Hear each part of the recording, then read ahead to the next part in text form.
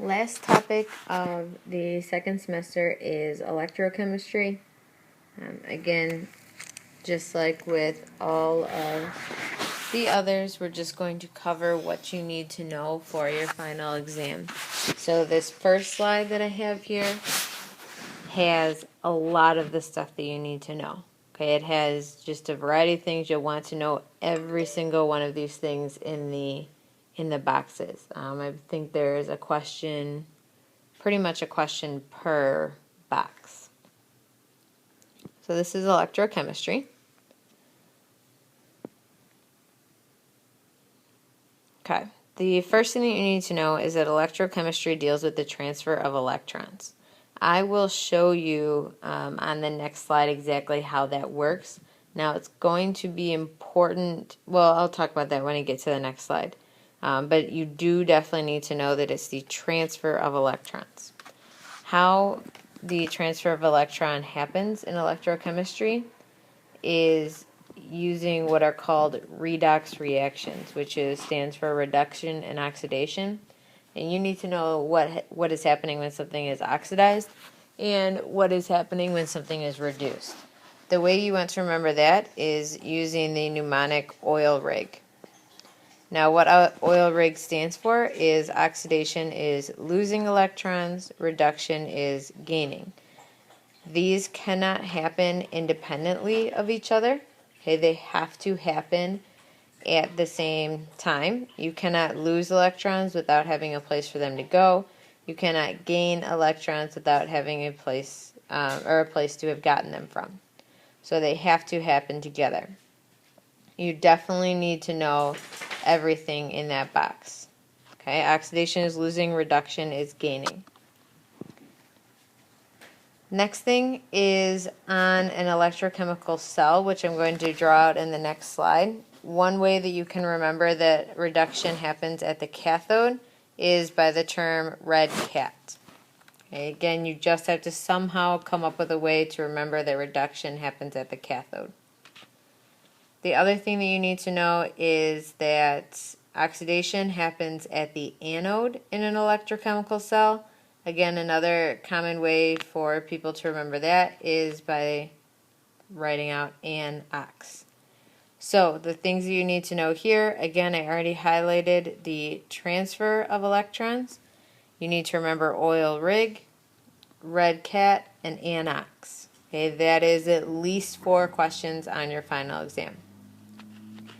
Now, how it actually works. You are not going to have to describe exactly how it works, but I just want to, some of you, it might help you understand to be able to see it. So what I have here drawn is an electrochemical cell. Once I have it drawn, I'll pause here for a second.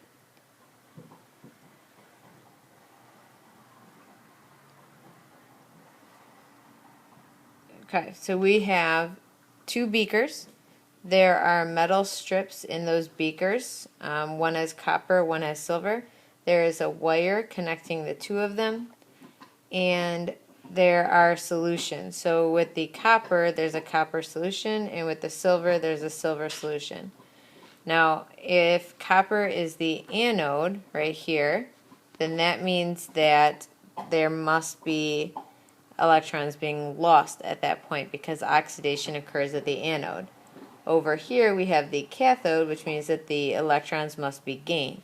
So if the electrons are lost over here and gained over here, you can imagine that the electrons will actually flow through the wire like so to the other electrode. Now what happens, and again this is not going to be super important for you to understand for the final exam, but what is actually happening here, you will have these solid copper atoms on your copper metal strip. They will give up 2 electrons and then become this copper ion in the solution. When those electrons transfer over to the silver over here, these silver ions from the solution will gain an electron and become a silver atom. So theoretically, if this was able to happen for a long time, this metal over here would corrode away and you'd end up with a bunch of copper ions in your solution. and this electrode would be coated in more and more silver because you're forming more solid silver atoms. That thing in the middle, that's called a salt bridge. It is not important for you to know for the final exam, but for those of you curious, all it does is stop a positive and negative buildup. And you can look that up more if you want to understand how that works, but I don't want to go into that because, again, it's not on your final exam, and I don't want to confuse anybody. Last topic in electrochemistry is oxidation states. These are the rules that you have for oxidation states. I'm just going to have these written in here real quick and then go through them. Oops, sorry, I went a little bit too fast there.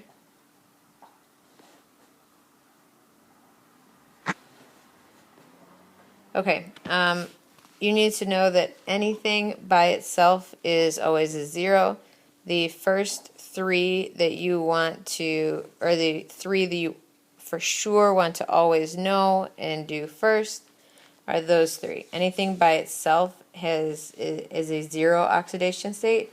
Hydrogen is always a +1, oxygen is always a -2. These are the next two that pretty much always ring true. Anything group 1 is +1, anything group 2 is +2. If you don't have any of those to choose from, then this last rule is a good place to go. That those group 7s are often -1 charges. Okay, they don't have to be, but they often are. Now, in a reaction, that's the easiest time to do oxidation states because if something is an ion, then you can just take its charge. So I have two examples here. Okay, first one is a little bit easier because it just has two things in it. And remember I said that one thing has to be oxidized, the other has to be reduced. Okay, you can't have one without the other. So if I write down the oxidation states, iron is a +3 charge because that's what it tells me. Copper is by itself, so it's 0. Copper here is a +2 charge. Iron is by itself, so it's 0. So I look at the changes. Iron started as a +3 and became 0, which means that since electrons are negative, it must have gained electrons. So if it gains electrons, then that means that this is reduced because reduction is gaining electrons. Copper then went from 0 to a +2, which means that it lost electrons, so it must have been oxidized. Okay, another example, you can do the same thing even if you have 3 different things in there. So let's go through and label our oxidation states. Calcium is by itself, so it's a 0.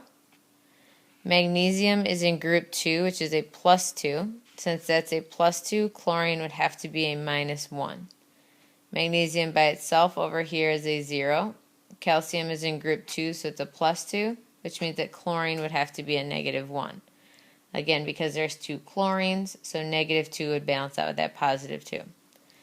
Now again, I've mentioned this once already, but only one thing can be oxidized, one thing can be reduced. So if you notice, the only element that you have in here that the oxidation state didn't change is that chlorine. So now I can have one thing oxidized, one thing reduced. Calcium went from 0 to a +2, which means that it lost electrons, so that's what's oxidized. Magnesium went from a +2 to a 0, so it gains electrons, so that means that it's reduced. And remember that electrons are negative, so that's why if it goes from a +2 to a 0, it must have gained negative charges, so it is reduced. Okay, you do have at least one question where you have to label oxidation states, and then you have one question where you have to recognize these half reactions. So you have to recognize that this could be broken up into iron gained 3 electrons and became, an iron ion gained 3 electrons and became an iron atom. And then the other half reaction, what's called a half reaction, is copper became a copper ion and lost 2 electrons. Okay, so again, you'll see a few of those in the work that you're doing. There is only one problem on that, so you just need to have a basic idea of half reactions.